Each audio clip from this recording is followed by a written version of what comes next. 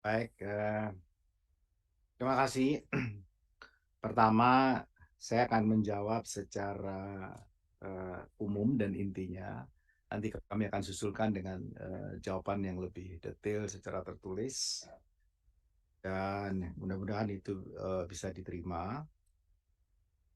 Terima kasih kepada semua yang telah memberikan masukan, baik pertanyaan maupun pendapat, opini. Terima kasih Pak Profesor Jimli, Pak Amirul, Pak Lalu Suhaimi, Ibu Eni, Pak Sudirman, Ibu Maya Rumantir, Pak Gozali, Pak Sanusi, dan Pak Abdul Hakim, Pak Sukiryanto, dan terakhir adalah Ibu Wakil Ketua, Ibu Novita. Pertama, mungkin yang apa namanya menarik dulu adalah soal indeks Gini. Nanti bisa disambung. Sebenarnya Bappenas itu ada tiga apa namanya lembaga yang kami diminta untuk bukan membawahi tapi mensupervisi ya.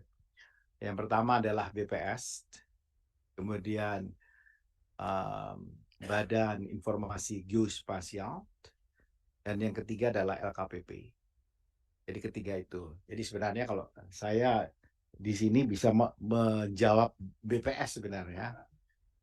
Jadi gitu, dan atau BPS bisa kami minta untuk membantu hal-hal yang terkait dengan data-data tadi karena data-data itu pasti sama. Kemudian mengenai indeks Gini. Indeks Gini mengenai soal dari sisi pendapatan, yaitu idealnya seperti tadi saya sampaikan, di Amerika Serikat saja indeks Gini, rasio Gini dari sisi pendapatan itu sangat timpang.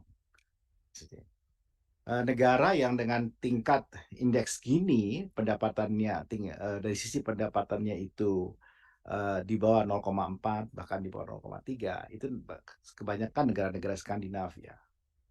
Salah satunya yang terbaik itu adalah Denmark, Estonia, uh, negara-negara yang lain termasuk negara-negara maju sekalipun itu juga ketimpangannya cukup besar. Korea Selatan, Jepang, dan jadi itu soal memang bagus kalau kita bisa mensejajarkan.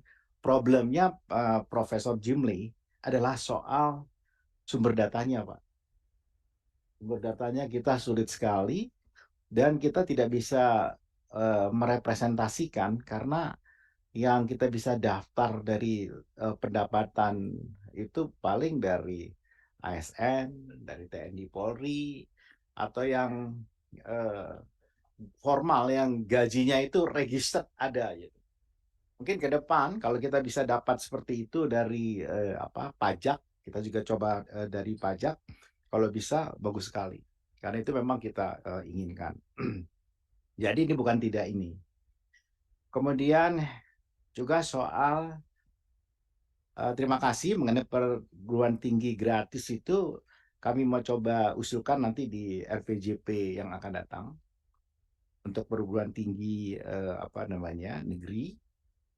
Kemudian soal dana 20% pendidikan tadi yang ditanya oleh Pak Abdul Hakim, itu tadi hanya untuk di KL-nya, Pak. Ya, jadi bukan karena kan ada di dana di TKDD di daerah dan seterusnya yang memang sekitar apa namanya 20%, kira-kira 640-an triliun. Jadi cukup besar soal itu. Kemudian eh, terkait dengan satu data. Memang satu data itu di Bappenas. Kami pengampunya satu data. Tadi kami juga sedang membahas ke depan memang satu data itu sebagusnya ada satu lembaga sendiri. Nah, memang ada agak sedikit berbeda misalnya. Atau saya cerita dulu, satu data itu sebenarnya reng-rengannya itu, draftnya itu yang kita inginkan itu begini. Seluruh orang di Indonesia ini, siapapun dia, pada posisi yang di mana, dengan cara digitalisasi, dia itu cukup masuk di satu portal yang namanya portal Satu Data Indonesia. Kalau dia itu adalah di sisi sebagai rakyat, ya, maka kalau dia masuk ke portal itu nanti ada window yang mengatakan Anda mau milih yang mana ini? Oh, sebagai anggota masyarakat. Sebagai anggota masyarakat itu boleh jadi nanti apakah yang bersangkutan itu orang yang apa namanya penerima manfaat dari program pemerintah atau pembayar pajak atau dan sebagainya. Itu bisa seperti itu. Jadi program apa dan apa saja yang dia bisa tanyakan di sana, dia belum dapat atau dia tidak mendapatkannya. Nah, dan kenapa dia tidak mendapatkannya? Itu idealnya. Lalu ada window misalnya soal izin. Jadi government to business. Jadi kalau soal izin orang akan mudah masuk ke situ, dia mau izin apa ini dan di mana gitu. Di daerahnya daerah mana? Silakan provinsi, kabupaten, kota. Kalau itu wilayahnya di kota dan seterusnya. Kemudian antar pemerintah sendiri. Jadi G to G, government to government. Jadi apa yang akan diinteroperability-kan, dipertukarkan dan seterusnya. Data itu bisa di internal. Kemudian yang terakhir tentu adalah window untuk ASN, ya, untuk employee, jadi government to employee seperti apa isinya. Nah,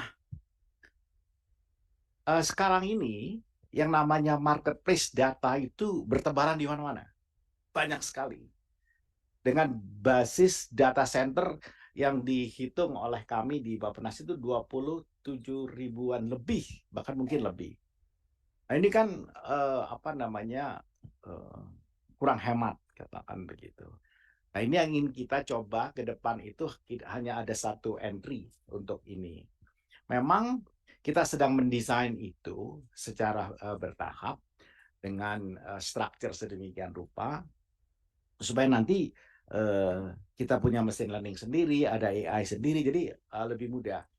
Kalau kita belajar di negara-negara yang sudah mapan dan maju soal digitalisasinya, ini pada umumnya memang negara-negara yang jumlah penduduknya itu uh, relatif kecil.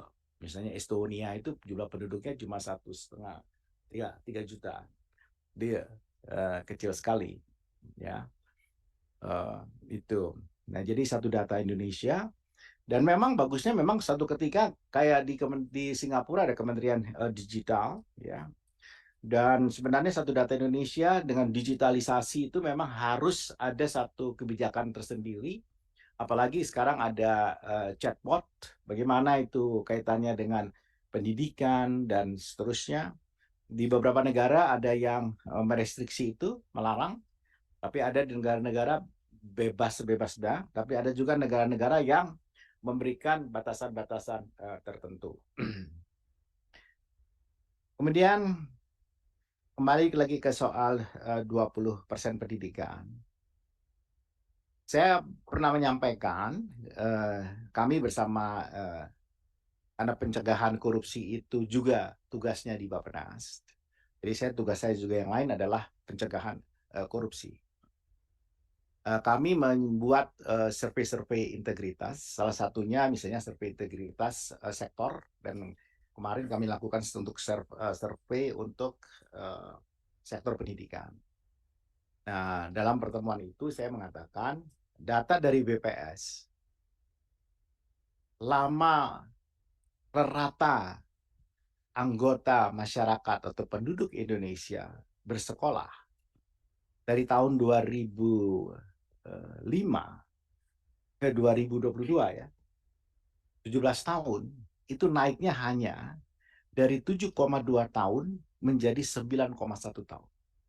1,9 tahun.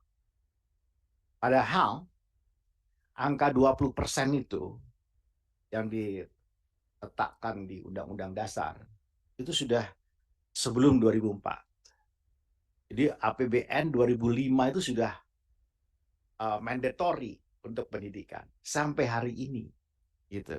Tapi kita hanya menaikkan 1,9 tahun lama sekolah. Tadi Pak Jimmy sampaikan, rata-rata ditargetkan pada masa Orde Baru itu wajib belajar 6 tahun, kemudian wajib belajar 9 tahun, dan wajib belajar yang kayak kita sekarang 12 tahun. Dan kita mengusulkan yang akan datang itu di atas 13 tahun, plus mudah-mudahan bisa diterima mengenai pendidikan tinggi yang gratis. Nah, ya apa boleh buat, sampai dengan 98, 99, kita itu rata-rata yang dicanangkan 9 tahun, nyampenya 6 tahun. Bahkan kemudian hanya naik 1 tahun menjelang tahun 2005. Jadi kira-kira sekitar 7 tahun. Jadi nambahnya cuma 1 tahun lebih. Memang ada sesuatu yang harus kita cari tahu. Kenapa ini terjadi? Jumlah. Jadi itu menurut saya mungkin secara panjang lebar nanti kami akan jawabkan di sana. Lalu terkait dengan ya Pak Amirul, soal ini banyak yang mengusulkan soal pemekaran. Saya nggak berani bicara nih soal pemekaran karena kami bukan yang punya otoritas soal pemekaran. Tapi begini, kalau apa yang disampaikan oleh Pak Amirul tadi, itu boleh saja ada hal-hal yang sifatnya strategis yang bisa diletakkan di Kabupaten Bau-Bau atau di Kota Bau-Bau. Jadi tidak harus organisasi pemerintahannya yang diubah, tetapi hal-hal yang sifatnya strategis ya untuk kepentingan nasional bisa diletakkan di sana. Saya kira itu akan berbeda dan jauh mungkin akan lebih efektif untuk ke depan. Ya, nah khusus mengenai Aceh ini saya mau menceritakan. Aceh itu ya di luar dana otsus ya Pak ya, TKDD-nya itu 25,7 triliun dengan penduduk 5,4 juta. Rata itu 4,75 juta per orang. Jawa Timur itu 77,8 triliun dengan penduduk 41 juta dan ratanya cuma 1,9 juta per orang. Bahkan di Aceh ini Pak, angka 25,7 itu masih di luar angka dana otsus yang setiap tahunnya itu 3,9 T. Jadi sebenarnya Pak, banyak hal yang bisa dilakukan dengan dana yang cukup besar dibandingkan dengan daerah lain. Ya, saya kira nanti kita bisa cerita lebih panjang soal ini karena ini kan berarti soal pengalokasian, termasuk mengenai bendungan ya, dan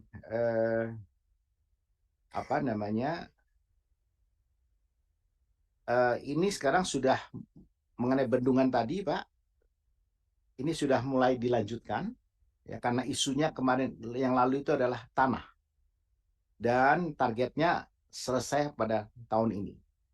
Sementara bendungan Pasir itu terkendala dengan penyedia jasa Pak, dan sekarang sedang proses untuk dilanjutkan. Jadi tidak dihentikan Pak dan tidak menjadi mangkrak. Kalau mangkrak dia akan dikeluarkan dari daftar 65 dan PSN yang sudah kita susun. Kemudian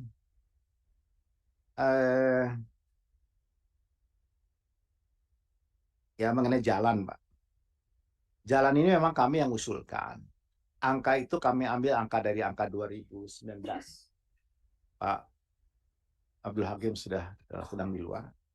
Jadi jumlah memang kami mengatakan bahwa kalau tidak dikejar pengalokasian itu, maka angka 65% itu tidak dicapai pada tahun 2024. Nah, karena itulah kami mengusulkan impres jalan daerah kepada Presiden yang diinisiasi oleh Bappenas dan kemudian disetujui, kami bawa ke ratas, disetujui oleh Presiden. Ya tentu yang mengeksekusi adalah Kementerian PUPera dan disetujui oleh Menteri PUPera. Ya sayangnya memang anggarannya tidak sebenarnya total general semua kita memerlukan 32,7 P. Kita pecah di tahun 2023 dan tahun 2024. Tahun 2023 ini harusnya sekitar 14 triliun, tetapi yang digelontorkan baru 7 triliun. Mudah-mudahan kita mesti bisa dapat tambahan lagi. Saya tidak berani mengatakan tidak bisa, karena begini, emang kita mengalami kesulitan dari sisi fiskalnya. Fiskal itu kami ingin mencoba menjaga dengan keseimbangan primer yang sekarang sudah mendekati positif, 0. Ya, karena itulah bisa difahami mengapa Kementerian Keuangan misalnya tidak mau terlalu melebarkan defisit. Dengan demikian, akibatnya beberapa yang dianggap tidak terlalu prioritas itu dikurangi tanpa gitu kan hal-hal yang perlu diteruskan tetap dilakukan. Saya kira itu ya terkait dengan jalan tol dan seterusnya. Kalau jalan tol itu bukan dibangun, memang tidak dibangun oleh dana APBN, dan jalan tol itu bahkan dimandatorikan kepada salah satu BUMN untuk melanjutkan. Banyak isu yang ada di sana, dan saya kira nanti kami jelaskan secara lebih detail dalam jawaban tertulis. Terakhir mengenai IKN dan dana desa. IKN, ya bisa ditampilkan nggak perkembangan dana desa? Bagus, oke. IKN sekarang berkembang untuk pembangunan yang kita kejar agar tahun 2024 bisa pindah. Mudah-mudahan semuanya sesuai dengan rencana. Dan alhamdulillah kalau tahun bulan terakhir saya ke sana itu bulan apa ya? Sama Presiden itu kira-kira sekitar 26-27%. Sekarang sudah dari target untuk 2024 sudah di atas itu. Jadi dengan demikian mudah-mudahan tahun depan setidak-tidaknya untuk hal-hal yang memang dirancangkan selesai pada tahun 2024 itu selesai. Itu. Yang kedua, investasi asing itu memang menunggu perubahan undang-undang IKN. Kami sedang mengusulkan untuk dibahas undang-undang IKN karena menyangkut lahan. Karena tanah di IKN berdasarkan undang-undang yang lama itu tidak bisa dipindah tangankan. Jadi kita coba untuk bagaimana caranya. Kemudian penggunaan selama berapa tahun, 90 tahun atau dengan cara seperti apa. Itu mengenai IKN. Terakhir dana desa. Dana desa saya kira itu nanti kita mengikuti saja perkembangan, dan saya kira dana desa ini memang kami pernah bahas di Bappenas. Problemnya dana desa itu banyak program-program yang di-earmark ke dana desa. Nah, kami telah mengusulkan mereka harusnya dibebaskan dan dana-dana yang di-earmark itu jangan terlalu banyak gitu. Jadi program-program yang di-earmark ke dana desa terlalu banyak sehingga menjadi tidak efektif dan tidak ada ruang fiskal yang leluasa bagi desa yang disesuaikan dengan kebutuhannya di desa itu. Ya mudah-mudahan jadi bukan hanya soal volumenya dinaikkan, tetapi juga cara penguasaan atas anggaran itu. Saya kira itu dari kami. Terima kasih. Mohon maaf apabila ada yang kurang.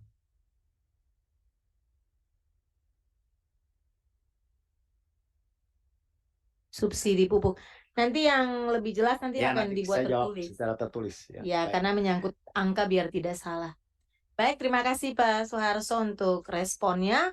Pak Atko, silahkan. Baik, terima kasih Ibu. Terima kasih Bapak dan Ibu atas masukan pendalaman dari Prof. Jimli, Pak Amirul, kemudian Pak Lalu, Ibu Eni, kemudian Bapak Sudirman, Ibu Maya, Pak Ghazali, Pak Sanusi, Pak Abdul Hakim, kemudian Pak Sukaryanto, dan Ibu Novita. Jadi seperti Bapak Menteri tadi, nanti kami akan menyampaikan jawaban secara tertulis, tapi secara umum bisa saya sampaikan sekilas saja barangkali. Jadi betul yang tadi sampaikan Bapak Menteri bahwa untuk penghitungan Gini rasio itu sekarang menggunakan pendekatan pengeluaran. Itu dilakukan dengan survei sosial ekonomi nasional. Untuk di Indonesia, untuk mendapatkan data pendapatan itu sangat sulit, Bapak. Tapi siapa tahu ke depan bisa didapatkan, terutama yang administrasi kemudian. Nah, kemudian Bapak untuk data pendidikan dan kesehatan ini kami juga cukup banyak. Nanti kami kirim secara lengkap Bapak karena ini dilakukan dari survei sosial ekonomi nasional juga gitu. Nah, mengenai SDI tadi sudah disampaikan bahwa ini adalah dasarnya Perpres 39 2019. Memang pengampunya Bapak Menteri Bappenas itu di BPS Statistik sebagai salah satu wali data gitu. Wali data. Nah, ini salah satu yang tadi banyak disampaikan mengenai angka kemiskinan atau kemiskinan ekstrim. Jadi angka kemiskinan atau kemiskinan ekstrim yang disampaikan itu adalah data makro, Bapak. Nah, data makro ini dihasilkan dari survei sosial ekonomi nasional. Jadi mestinya tidak ada intervensi sama sekali dari Bapak, Kepala Desa, atau aparat-aparat yang lain, karena ini dilakukan secara sampel. Secara sampel, petugas BPS langsung mendatangi rumah tangga sampel. Yang itu pun harus rahasia, Bapak.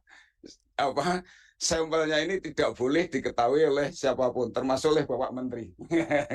Jadi Bapak Menteri minta sampelnya pun nggak kita berikan siapapun karena ini menyangkut kaidah statistik. Dan untuk menghitung kemiskinan itu sampelnya sekitar 300.000 rumah tangga seluruh Indonesia. Ini dilakukan di bulan September dan bulan Maret. Nah, itu Bapak. Jadi ini melalui survei sosial ekonomi nasional yang mestinya tidak ada intervensi dari siapapun, murni hasil survei. Kalau tadi di bulan September 2022 agak naik sedikit itu, ya karena kita tahu di September 2022 itu ada kenaikan BBM oleh pemerintah. Kita tahu kalau ada kenaikan sesuatu yang menyangkut harkat hidup orang banyak, efeknya salah satu ke kemiskinan. Ya mungkin ada efek lagi di inflasi dan sebagainya. Kita tahu inflasi September juga cukup tinggi, Bapak. Jadi itu termasuk kemiskinan ekstrim tadi. Sama, Bapak. Nah, itu mudah-mudahan nanti terjelaskan, tapi secara umumnya nanti akan kami sampaikan. Nah, kemudian tentunya yang ketiga mengenai Reksosek, ini izin Bapak Menteri itu mungkin dalam waktu dekat, kalau kita sepakat akan kami serahkan, tapi ini sudah ada pembicaraan, mudah-mudahan tidak terlalu lama gitu, karena pada prinsipnya sudah bisa diserahkan, tapi nanti siap. Jadi Reksosek itu kan sebenarnya BPS itu tidak bisa melakukan, tidak bisa menarik data itu dengan menggunakan identitas itu. Sementara penggunaannya kita nanti ke depan itu adalah by name by address gitu. Nah, tapi data ini sangat kita perlukan untuk mengurangi exclusion dan inclusion error bagi para penerima manfaat dari program pemerintah. Problemnya, ini problem saya sampaikan ya. Saya tidak menyebut kementerian mana karena yang ini diusulkan digagas oleh kami di Bappenas bersama BPS, didukung oleh Kementerian Keuangan dan Kementerian Dalam Negeri. Nah, ini kan harusnya end user-nya. Kami kan meng-create itu. Kan sebenarnya begini, penduduk Indonesia itu begitu dimasukkan di Reksosek, kita bisa tahu dia ini masuk kategori kemiskinan masuk di kategori C atau apa itu kalau dari sisi pendapatan ya penghasilannya kita bisa lihat dari situ. Nah, sehingga dia eligible untuk mendapatkan apa namanya bantuan dari pemerintah. Nah, ini kan awalnya karena kita ingin memperbaiki data apa namanya data terpadu kesejahteraan sosial itu yang harusnya diperbaiki di setiap apa ada satu periode tertentu oleh kabupaten kota di seluruh Indonesia. Tapi itu kan tidak terjadi karena biasa kan bupati kalau menjelang apa pemilihan kemiskinannya turun gitu. Tapi kalau dia mau minta anggaran kemiskinannya naik. Nah, gitu kan. Nah, sebenarnya kami juga sudah mengusulkan ada data yang bisa juga digunakan sebagai patokan yang setiap bulan Maret dan September dilakukan dalam siklus 6 bulanan itu dilakukan oleh BPS yang disebut dengan sensus ekonomi itu, sesenas itu. Oh, itu juga nggak mempan. Akhirnya kami bikin legislasi sosial ekonomi ini. Itu maksudnya. Jadi penggunaannya sebenarnya luas sekali. Nanti database-nya itu dengan Dukcapil. Gitu ya. Terima kasih.